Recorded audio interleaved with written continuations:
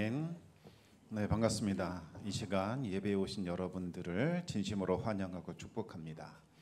우리 청담교회는 은혜가 샘솟는 교회, 부흥이 시작되는 교회입니다. 우리 하나님의 위로와 평강이 여러분과 또 여러분의 가정에 함께 하시기 바랍니다. 바울은 부활의 주님 만남 후에 완전히 변화하게 됩니다. 십자가 원수로 살던 자가 이제는 복음 전파를 위하여 생명을 아끼지 않는 사도로 바뀌게 되죠. 바울은 자기 자신을 죄인 중에 우두머리라고 불렀습니다. 교회를 핍박하는 일에 바울처럼 앞장선 인물이 없었기 때문이죠.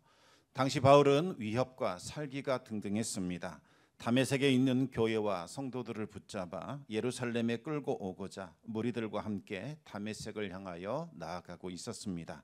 그런데 부활하신 주님께서 바울에게 나타나 주셨고 바울은 주님께로부터 쏟아져 나오는 영광의 광채 앞에 완전히 압도당하게 됩니다. 그제야 바울은 자신이 극악무도한 죄인이라는 사실, 여태껏 어둠 가운데 행하며 지내왔다는 사실, 그리고 빛이신 하나님을 대적하고 있었다는 사실을 깨닫게 됩니다. 바울은 3일간 눈이 멀었고 아무것도 먹지도 마시지도 못하는 무기력한 존재가 되었습니다. 어둠과 절망과 심판 가운데 있던 바울에게 주님은 빛이 되어 주셨고 그에게 생명이 되어 주셨습니다. 바울의 구원자가 되어 주셔서 그의 인생을 아름답고 찬란하게 빛나는 존재로 바꿔 주셨습니다. 주님은 십자가에서 흘러내리는 보혈로 바울의 모든 죄를 씻어 주셨고 하나님의 소유, 하나님의 거룩한 백성, 그리고 하나님의 자녀로 살게 하셨습니다. 그뿐만 아니죠. 부활의 주님은 바울에게 사명을 주셨고 이제는 하나님 나라를 위하여 일하는 자 되게 하셨습니다. 로마서 15장 16절 말씀을 우리 같이 읽어보겠습니다.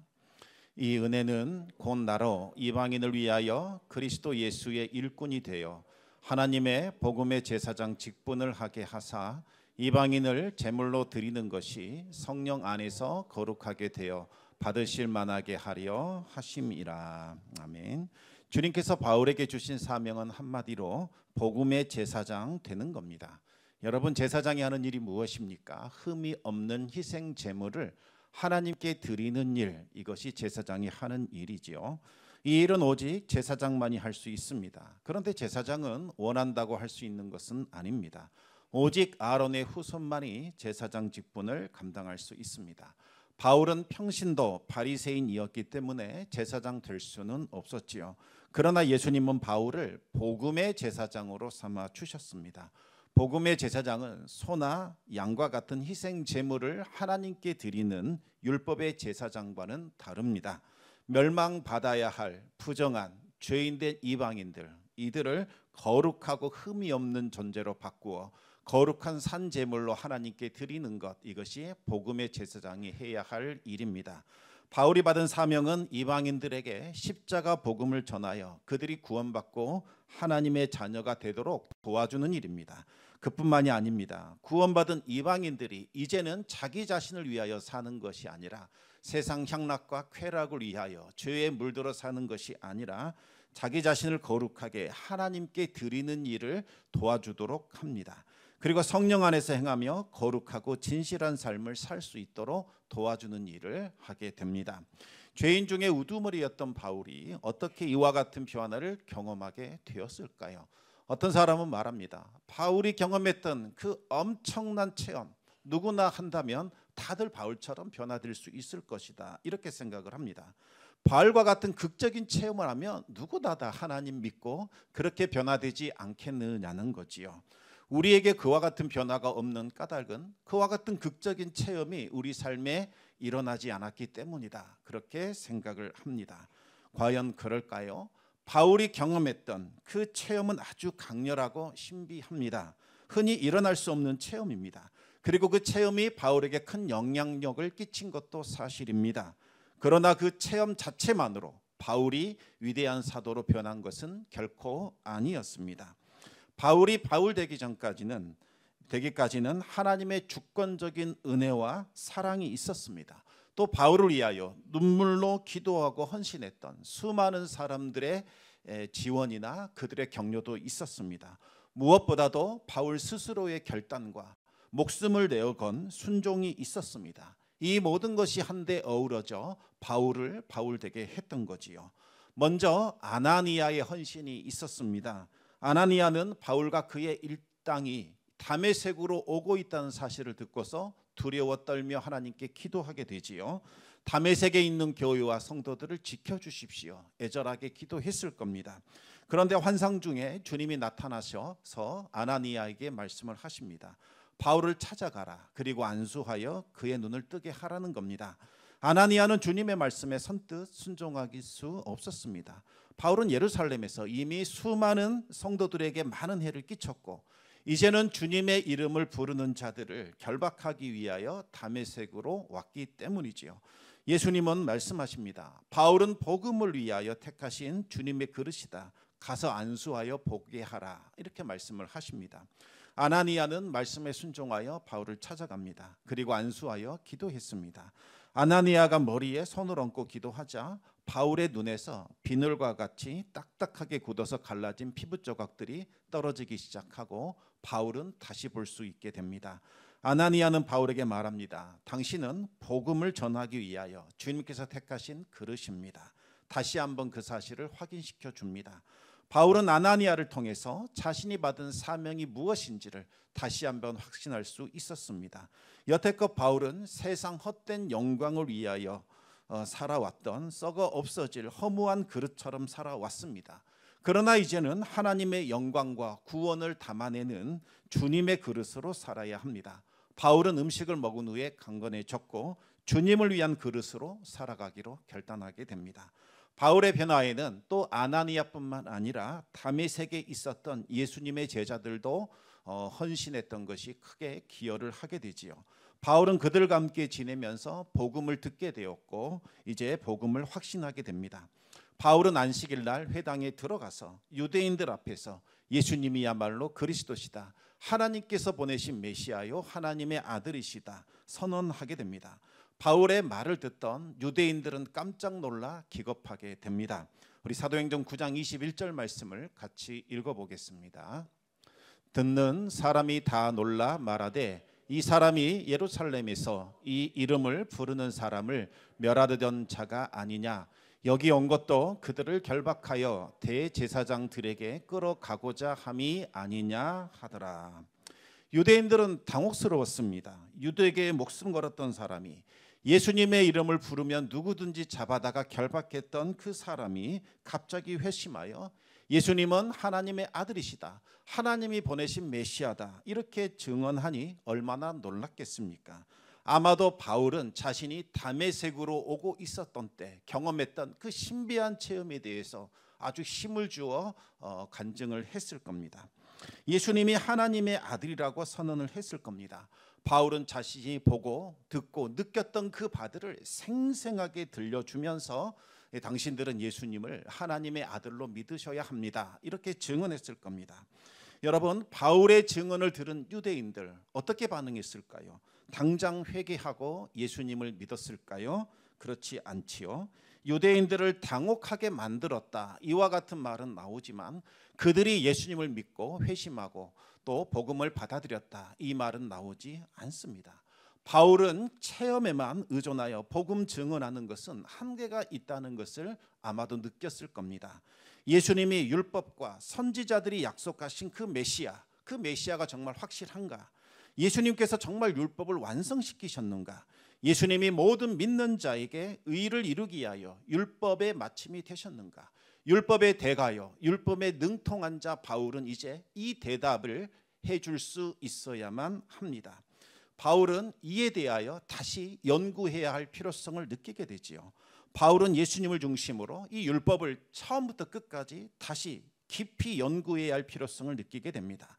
그래서 바울은 모든 사역을 다 중단하고 아무도 없는 아라비아로 들어가게 됩니다.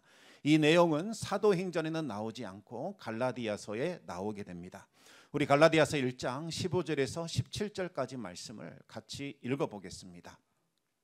그러나 내 어머니의 태로부터 나를 택정하시고 그의 은혜로 나를 부르시니가 그의 아들을 이방에 전하기 위하여 그를 내 속에 나타내시기를 기뻐하셨을 때에 내가 곧 혈육과 의논하지 아니하고 또 나보다 먼저 사도된 자들을 만나려고 예루살렘으로 가지 아니하고 아라비아로 갔다가 다시 다메섹으로 돌아갔노라.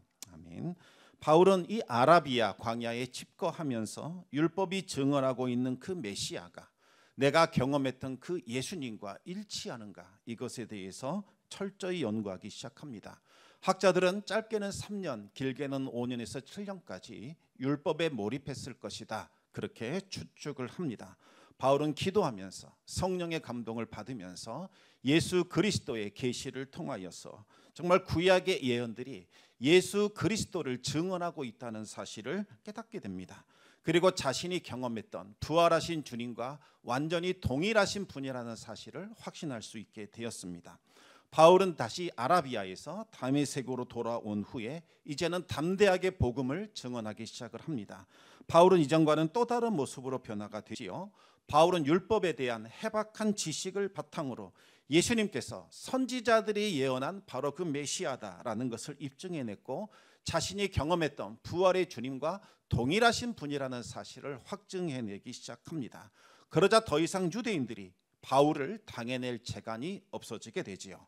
우리 사도행전 9장 23절에서 25절까지 말씀을 계속 또 읽어보겠습니다. 여러 날이 지남에 유대인들이 사울 죽이기를 공모하더니 그 계교가 사울에게 알려지니라. 그들이 그를 죽이려고 밤낮으로 성문까지 지키거늘 그의 제자들이 밤에 사울을 광주리에 담아 성벽에서 달아내리니라. 아멘. 어떤 학자들이 여기에서 나오는 여러 날이 지내매, 이 여러 날이 지났다는 것은 단순히 다메섹에서 여러 날 머물렀다 이런 의미가 아니라 많은 의미가 함축되어 있다고 봅니다. 아라비아에 가서 깊이 연구하고 다시 돌아와서 다메섹에서 어느 정도 사역한 그 날들을 다 포함한다, 이렇게 해석을 하는 거지요. 아무튼 유대인들은 복음과 성령과 체험과 진리로 무장한 바울을 이제는 당해낼 수가 없었습니다. 바울과 대화하면 대화할수록 이상하게 복음에 매료되기 시작을 하는 겁니다. 다메섹의 유대인들은 이 바울은 위험인물이다라고 지정하고 더 이상 그 사람과 논쟁하거나 토론하지 말라 금지시킵니다. 3년 전 스데반에게 있었던 일들이 또다시 다메섹에서 되풀이되려고 하고 있는 겁니다. 당시 예루살렘 유대인들이 스데반을 이길 수 없다 판단하자 신성 모독죄로 몰아 돌로 쳐서 죽였습니다. 이번에도 그들은 바울을 죽이기로 그렇게 공모를 하게 됩니다. 다메섹에 있는 바울의 제자들이 이 사실을 알고 신속하게 움직입니다. 스데반을 잃어버린 것처럼 또다시 바울을 잃을 수는 없었던 거지요. 그들은 바울을 권면하여 다메섹을 빨리 빠져나가게 했습니다. 그러나 바울을 죽이려는 자들이 밤낮으로 성문을 지키고 있었기 때문에 다른 방법을 찾아내야만 했습니다. 결국 제자들은 밤중에 바울을 광주리에 담아 성벽 밖으로 내보내게 됩니다. 바울은 곧바로 예루살렘을 향하여 떠나게 됩니다. 왜 하필 예루살렘일까요? 그 이유는 예루살렘에는 베드로를 비롯한 예수님의 사도들이 있었기 때문입니다. 바울은 예수님의 제자들, 사도들과 교제하면서 예수님의 공생애에 대한 말씀을 듣기 원했습니다. 예수님께서 제자들에게 하셨던 그 수많은 말씀과 가르침들, 그리고 예수님께서 일으키신 그 기적들, 그리고 예수님의 십자가와 부활을 사도들을 통하여 생생하게 듣기를 원했던 거지요. 그리고 바울 자신이 주님께로부터 받은 그 복음, 그리고 이방인의 사도로 파송받은 사실을 사도들에게 알리고 싶었고 그들에게 또 확인도 받고 싶었을 겁니다. 만약 사도들이 바울이 받은 복음을 인정하지 않거나 바울이 이방인의 사도로 파송받은 사실을 부정해 버린다면 바울은 앞으로 복음 전하는 일에 큰 어려움을 겪게 될지도 모릅니다. 무엇보다도 바울은 3년 전에 있었던 그 사건에 대해서 이제는 사죄하고 싶은 마음이 들었을 겁니다. 스데반 집사를 신속 모독죄로 물어 돌에 맞아 죽게 하는 그 일에 앞장섰던 일, 또 예루살렘 교회를 핍박하며 성도들을 잡아다 때리고 고문하고 옥에 가두었던 그 일들을 진심으로 사죄하고 그들에게 용서를 구하고 싶었을 겁니다. 그런데 바울이 사도들을 만나는 일은 너무나도 힘들고 어려운 일이었습니다. 예루살렘에 있는 그 성도들이 바울에 대하여 마음을 완전히 닫아버렸기 때문입니다. 아무도 바울을 믿어주려고 하지 않았고 바울에게 마음을 열어주지 않았습니다. 사도행전 9장 26절 말씀을 우리 한번 읽어보겠습니다. 사울이 예루살렘에 가서 제자들을 사귀고자 하나 다 두려워하여 그가 제자됨을 믿지 아니하니. 예루살렘의 성도들은 바울의 회심과 그의 개종을 믿지 않았습니다. 바울이 또 회심한 척하면서 교회 안으로 들어와 모든 정보를 다 입수한 후에 우리를 이전보다 더 철저하게, 더 파괴적으로 핍박하려고 하는 것은 아닐까, 그렇게 생각을 한 겁니다. 예루살렘 교회는 바울에 대한 의심과 불신을 거두지 않았습니다. 또 예루살렘 성도들 중에는 바울에게 이 적개심을 가지고 있는 사람들도 있었을 겁니다. 스데반의 가족이나 친척이나 친구들이 있었을 것이고, 바울이 때리고 고문하고 옥에 가던 성도들의 가족이나 친척들도 있었을 겁니다. 바울 때문에 온 가족이 예루살렘을 떠나 유대와 사마리아 땅으로 흩어지고 홀로 남겨진 사람들도 있었을 겁니다. 이와 같은 상황인데 어찌 예루살렘 성도들이 선뜻 바울을 받아들일 수 있었겠습니까? 그런데 바울이 앞으로 사역을 진행하려면 먼저 이 예루살렘 교회와의 얽혀있는 문제를 풀어내야만 하지요. 이 문제 풀지 않으면 사역하기 어렵습니다. 하지만 이 문제 푸는 것 쉽지 않습니다. 바울이 지난날에 자신의 잘못과 죄를 진심으로 참여하고 용서 구한다고 해서 해결될 일이 아니라는 겁니다. 먼저 피해자들의 그 마음을 위로하고 어루만져지는 일이 선행되어야 합니다. 이것이 없이는 용서와 화해는 불가능합니다. 그런데 피해자들에게 용서와 화해를 강요할 수는 없습니다. 제가 잘못했다고 제 잘못을 인정했습니다. 당신들에게 용서를 구하지 않았습니까? 이만하면 제가 할 일 다 하지 않았습니까? 이제는 당신들 차례입니다. 당신들이 제 사과를 받아주셔야 하고 저를 용서해 주셔야겠습니다. 이렇게 강요할 수는 없다는 겁니다. 여러분, 이루할 때 필요한 것이 무엇일까요? 바로 두 사람을 하나로 연결시켜 줄 수 있는 사람, 피스메이커, 화평케 하는 사람, 이 사람이 필요합니다. 팔복 중에 하나가 무엇입니까? 바로 화평하게 만드는 사람, 화평하게 하는 사람, 그 사람이 받는 복, 이것이 팔복 중에 하나입니다. 마태복음 5장 9절 말씀 우리 같이 읽어보겠습니다. 화평하게 하는 자는 복이 있나니 그들이 하나님의 아들이라 일컬음을 받을 것임이요. 아멘. 여러분, 하나님의 자녀와 세상의 자녀는 어떻게 구분할 수 있을까요? 그 사람이 화평하게 하는 일을 하느냐, 아니면 화평을 깨트리고 사람들의 마음을 분열시키고 이상한 말을 자꾸 퍼뜨려서 이 공동체를 무너지게 하는가, 이것으로 짐작해 볼 수 있습니다. 정말 거룩하고 깨끗하고 아름답고 화평한 공동체인데 이상하게 이 사람만 들어가면 이런 말하고 저런 말해서 두 사람 서운하게 만들고 서로를 이간질하게 하고 결국에는 서로를 불신하게 만든다면 그 사람은 하나님의 자녀라 할 수 없겠지요. 하나님의 자녀가 하는 일은 서로 용서하게 만들고 서로 화해하게 만들고 서로 사랑하게 만들고 서로 하나로 연합하는 그 일을 하게 됩니다. 하나님의 아들이신 예수님께서 바로 이 일을 하셨습니다. 예수님은 십자가에서 하나님과 죄인 된 사람들을 서로 연결시키는 일을 합니다. 십자가 사랑으로 두 모두를 위로하였고 그들을 서로 사랑 안에서 하나 되게 만드셨다는 거지요. 하나님께서 찾으시는 사람, 교회가 필요로 하는 사람은 바로 화평하게 하는 사람, 피스메이커입니다. 오늘 본문에 나오는 바나바, 바로 이 사람이 피스메이커, 화평하게 하는 사람입니다. 바나바는 초대교회가 처음 시작되었을 때 그때부터 함께 있었던 사람이죠. 아니, 그 이전부터 예수님과 함께 사역했고 예수님께서 예루살렘을 방문할 때마다 많은 지원과 후원과 그 사역에 동참했던 인물입니다. 초대교회가 시작된 곳이 바로 마가의 다락방입니다. 이 마가의 외삼촌이 누구일까요? 바로 이 바나바입니다. 바나바의 이름은 요셉인데 사람들을 위로하고 권면하고 용기를 주는 일을 너무나 잘했기 때문에 위로의 아들이라는 바나바라고 사람들이 불렀던 겁니다. 이 바나바는 스데반 집사와도 너무나 친했습니다. 바나바는 스데반 집사가 돌에 맞아 죽었을 때에 큰 슬픔을 안고 그의 시신을 부둥켜 안고 그 자리에 주저앉아 울었을 겁니다. 교회가 바울의 핍박을 받아 풍비박산 났을 때에도 이 바나바는 가슴 치면서 울면서 하나님께 기도했을 겁니다. 어쩌면 이 바나바야말로 바울에 대한 상처와 두려움이 깊은 사람이겠지요. 바울의 이름만 들어도 몸이 떨리고 분노가 치밀어 오르는 그와 같은 상황이었을 겁니다. 그러나 바울이 변화된 후에 진심으로 예루살렘 교회와 화해하고 교제를 나누려고 문을 두들겼을 때에 바나바가 가장 먼저 나서서 바울을 맞아주게 됩니다. 다른 사람들은 바울의 계략일지도 모른다, 속임수 있으니 조심하라 라고 만류했지만 바나바는 바울의 변화를 확인하기 위하여 위험을 무릅쓰고 바울을 만나러 가게 됩니다. 바나바는 바울과 깊은 대화를 통해서 바울이 진심으로 회개를 했고 새로운 사람으로 변화되었고 지난날 잘못에 대한 진심 어린 사죄를 구하고 있다는 것을 깨닫게 됩니다.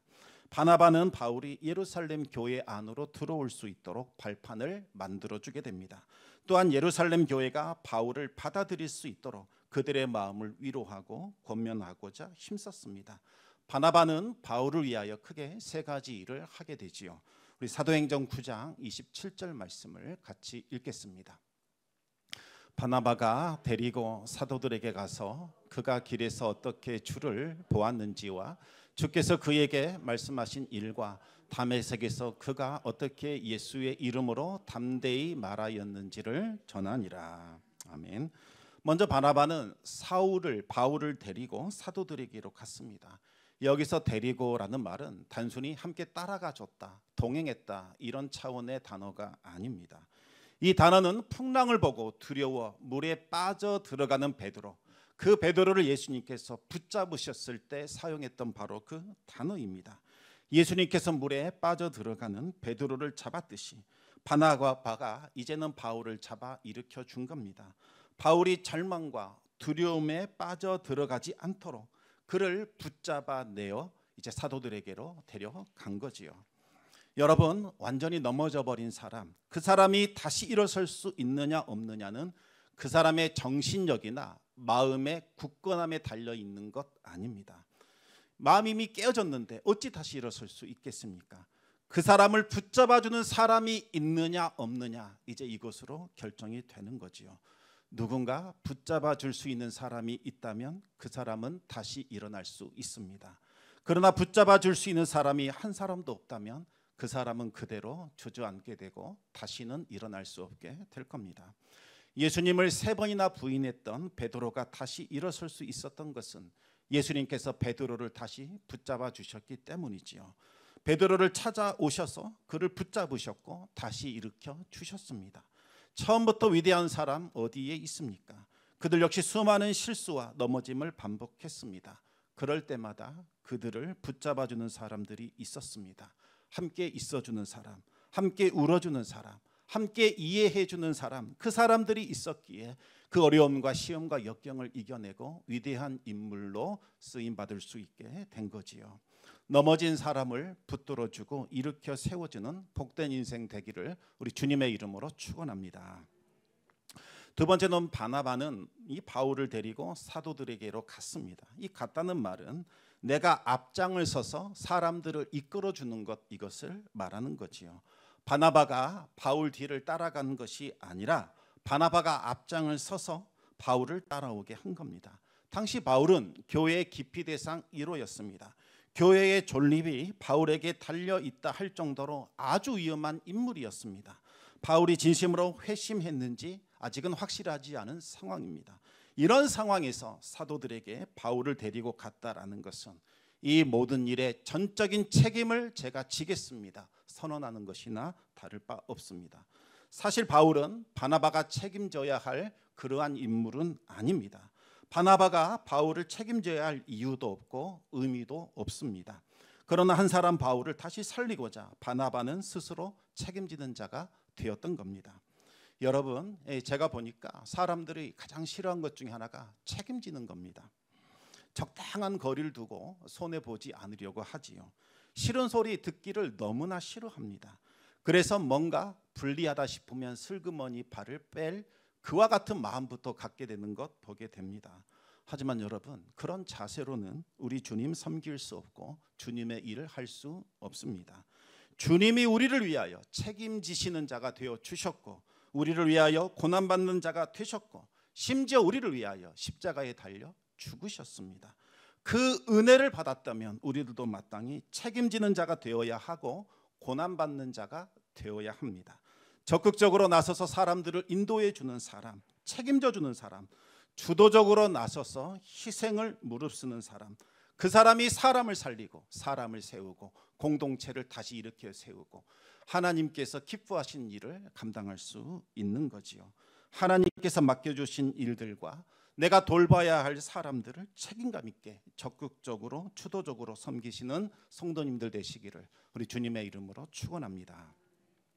세 번째로 바나바는 사도들에게 적극적으로 이 바울을 변호해 줍니다. 바나바는 사도들이 바울의 마음을 헤아릴 수 있도록 그를 대변해 줬습니다. 다메섹으로 가는 길에 부활의 주님을 만났던 일, 주님이 바울에게 말씀하신 일들, 그리고 다메섹에서 바울이 예수의 이름으로 담대히 말한 일들을 상세하게 말하게 됩니다. 최선을 다하여 바울을 변호해 주고 대변해 줬습니다. 여러분, 누군가를 대변하려면 먼저 상대방을 이해해 줘야 합니다.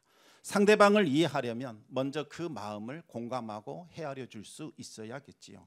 상대방에 대한 공감이 없기 때문에 상대방이 이해가 안 되는 겁니다. 왜 저런 행동을 할까? 왜 저렇게 말을 할까? 알 수가 없다는 거지요. 그래서 평화가 사라지는 것이요, 다툼과 분열이 일어나는 겁니다. 우리는 자꾸 상대방을 내 마음에 맞추려고 합니다. 왜 내 마음 몰라주니? 왜 너는 내 마음을 이렇게도 모른단 말이냐? 이 서운해합니다. 그러면서 몇 번 하다가 포기합니다. 우리 결코 맞지 않는 것 같다. 처음부터 만나지 말았어야 할 만남을 우리가 가진 것 같다. 이렇게 쉽게 판단하고 정죄해 버린다는 겁니다.